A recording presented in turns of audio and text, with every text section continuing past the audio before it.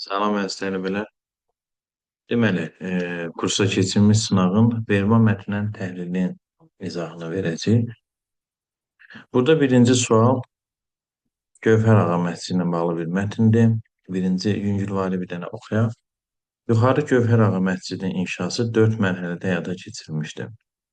Ərazidə ilk məscid Qarabağ xanlığının Meşə qalasının banisi Pənahəli xanın göstərişi ilə Qarabağ xan sarayı ilə təxminən eyni vaxtda 1750-ci illərdə Qamışda inşa edilmişdir.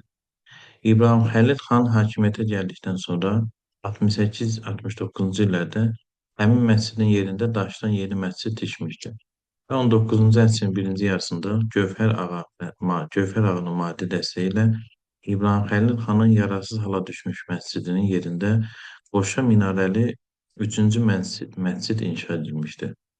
83-cü ildə Gövhər ağanın maddi vəsaiti əsasında 3-cü məscidin yerində Şuşanın 4-cü və sonuncu Cümə məscidi inşa edilmişdir.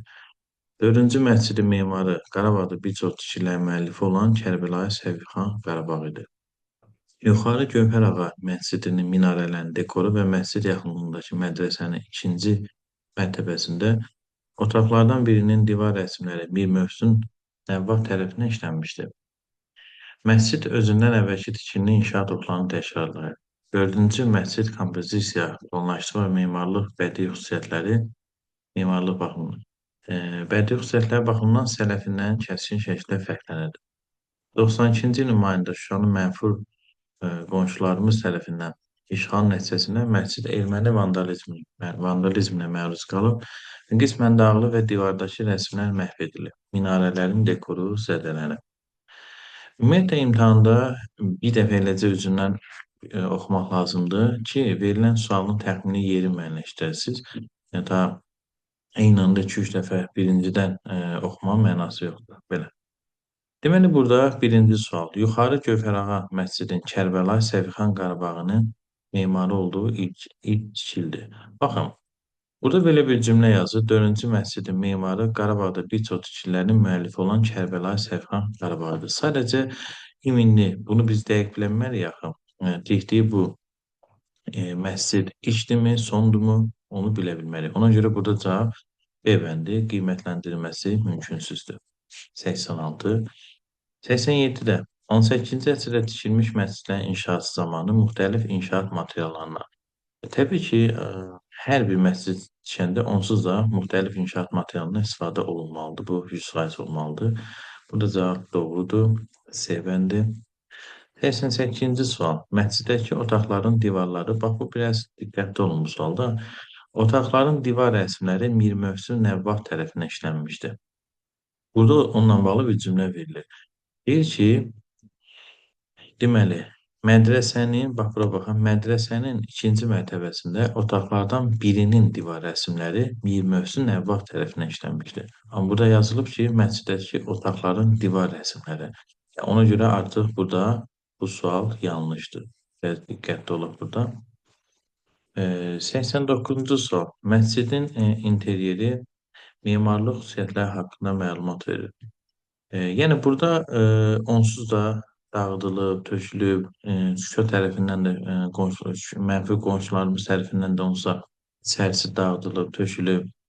Yəni burada məscidin interyeri, yəni içəridə olan bir şey ümumi memarlıq baxımından heç vaxt məlumat verə bilməz. Əsas interyerlə yanaşı eksteryerdir.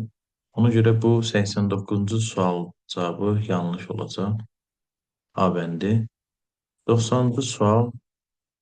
Yuxarı Gövhərağa məscidinin düşməndən azad edilməsi ilə adı çəkilən ilk məscidi inşa edilməsi 3 əsrdən çox. Deməli, özüm sualı biraz tez oxudum. Deyir ki, Gövhərağa məscidinin düşmən işğalına azad edilməsi ilə adı çəkilən ilk məscidin inşa edilməsi arasındakı fərq 3 əsrdən çoxdur. Və təbii ki, biz buna baxacağıq.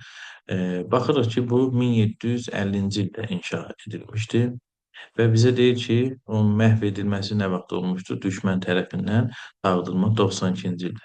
3 əsr nə deməkdir? 300 ildir. 300 il gələndə 2050-ci ildə gedir. Yəni, bu dəqiq olaraq yanlışdır. Ona görə A bəndi olacaq. Bu belə. Getdik növbəti suala. Növbəti sualda da indi daha mən mətni oxumuram. Təbii ki, onsuz hamınız oxumusunuz. Suallara bir baxaq. Birinci sual 91. Stadionların layihələndirilməsi və inşasında indi də kollejeyin bəzi quruluş elementlərindən faydalanılır. Deməli, bu doğrudur. Çünki bununla bağlı materiallar olmalı. Təbii ki, həmişə imtahanda bir dəfə oxumalısınız ki, yerini tapasınız. İndi bir saniyə baxaq ki, o cümlə burada olmalı idi. Deməli, böyük usta giriş bu qədərdir tikilinin quruluşundan. Baxın, bura tikilinin giriş pilləkən və dəhliz sistemlərinin quruluşundan bugünün özündə belə stadion və arenaların tikintisində geniş istifadə olunur. Yəni 91 doğrudur. Getdik 92-yə. Çilinin illik ziyarətçi sayı 20 milyondur. Deməli, bunu qiymətləndirməsi mümkünsüzdür. Çünki deyir ki, 50 min tamaşaçı tuta bilər. İndi burada hər günmü tamaşa olur, ayda 3 dəfəmi, 4 dəfəmi, onu mümkün deyil hesablamaq. Yəni, cavab yanlış da götürə bilmədik, bilmirik. B bəndi qiymətləndirməsi mümkünsüzdür. 92 getdi. 93-cü sual. İmperator üçün tikiliyə ayrıca giriş olub. Əslində bunu verir. Tamaşaçılar arenada 80 giriş vasitəsilə daxil ola bilər. Bunlardan biri xüsusi olaraq imperator üçün nəzərdə tutulur. Yəni bu 93 doğrudur. C bəndi olacaq. 94-cü sual. Çinli inşasına 10 ildən çox vaxt sərf edilmişdir. Deməli, bu yanlışdır. Deməli, baxaq bir dənə 72-ci ildə başlanmış, 80-ci ildə başa çatdırılmışdır. Yəni 10 ildən çox eləmir. Ona görə də bunu da artıq götürürük ki, yanlışdır. A bəndi 94. 95-ci sual. Biraz bu sualda diqqətli olun. Deməli, bu bu hissəni verib əslində burada. Deməli, bura baxaq. Siz qızardaq biraz belə eləyəm.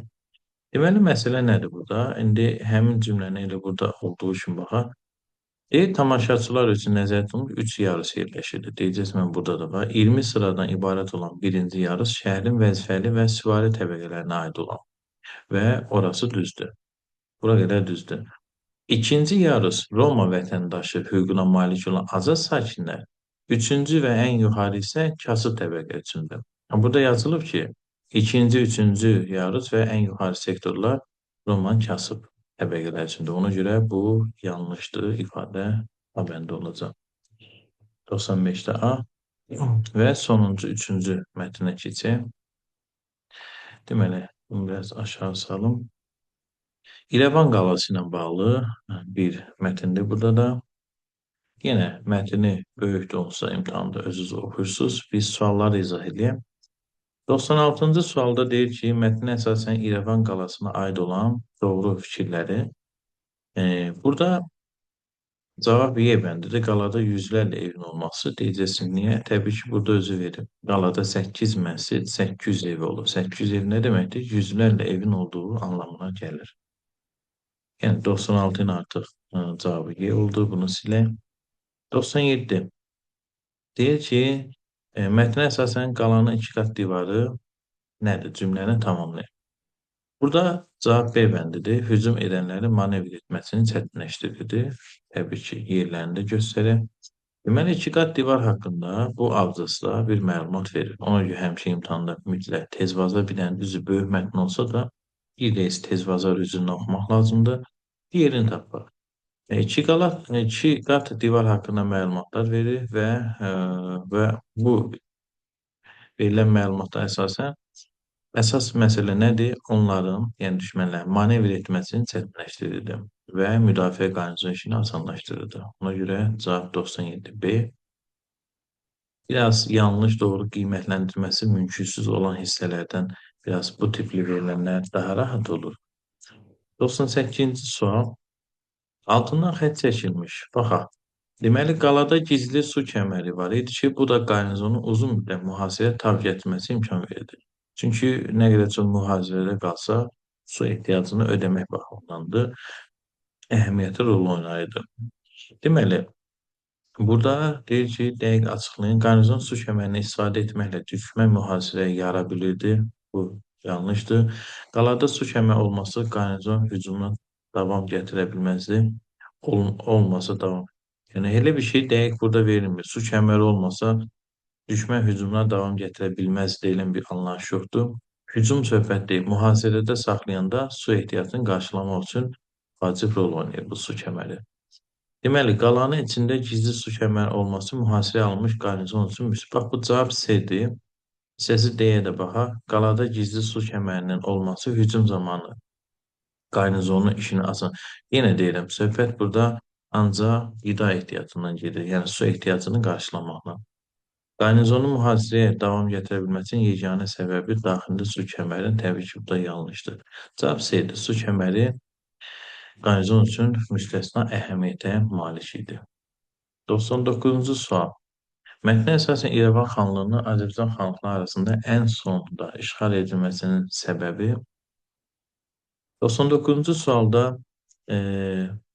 burada əslində yazıb, hə deyir burada ümumiyyətlə İrəvan qalası Azərbaycan xanlıqlarında mövcud olan qalalar içərisində ən alınmaz qala hesab olunur. Yəni bunu belə artıq qəbul edirlər. Ona görə cavab burada elə verdiyi cümlədir. İrəvan qalasının alınmazlığıdır. Və 100-cü sual. Biraz bu sualda diqqətli olun. Qalanın çöl divarı, deməli,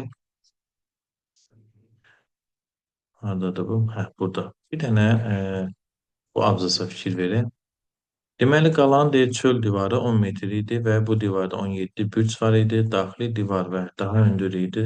Daxili divar daha hündür idi və onların arasında təxminən 50-60 metr var. Çox tələbə elə cümləni oxuyur. Deyir ki, mənim həmin cümlə elə buradadır. 50-60 metr məsafə var. Amma burada bir diqqət yetirək. Qalanın çöl divarı 10 metrdən hündür idi. Amma burada nə yazılıb? Qalanın çöl divarı 10 metr idi. Artıq biri yanlışsa cümlənin davamını oxumağa ehtiyac yoxdur. Ona görə 100-ün cavabı A bəndə olacaq. Bu da verbal mətnlərin təhlilini izahı. 15 sual.